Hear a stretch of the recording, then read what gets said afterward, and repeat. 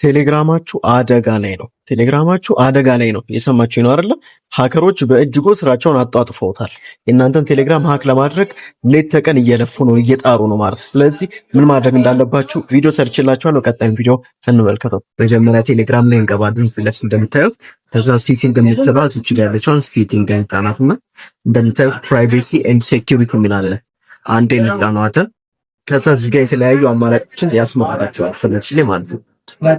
እዚህ ጋር እንደምትመለከቱት ማብራት ያለባችሁ ቱ ስቴፕ ቬሪፊኬሽን የሚለውን ማብራት ያለባችሁ። ይሄ የሚበራው ያው ከኢሜል አካውንታችሁ ጋር ነው ሎጊን ኢሜል የሚለው ጋር አንድ ላይ ሊንክ ካረጋችሁት ከዚህኛው ጋር ሊንክ በመሆን ቱ ስቴፕ ቬሪፊኬሽን ከእናንተ ውጭ ሌላ ሰው እንዳይጠቀም ያደርጋል ማለት ነው። ምናልባት ለመጥለፍ እንኳን ቢሞክሩ የእናንተን ፍቃድ ይጠይቃል ማለት ነው።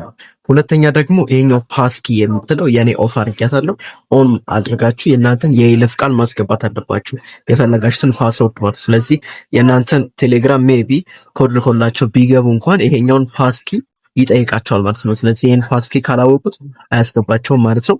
በሰከንድ ዋይስ ደግሞ ሴኩሪቲ ማጠናከር የምችሉት እዚህ ጋር ዲቫይስ የሚለው ጋር በመግባት ታያቸዋል። የኔ አንድ ዲቫይስ ያለው ሌሎች ዲቫይሶች ግን ሎጊን አድርገውት ከሆነ እዚህ ጋር ያሳውቃቸዋል። ሳምሰንግ ወይ አይፎን ብሎ ፊት ለፊት ያሳውቃቸዋል።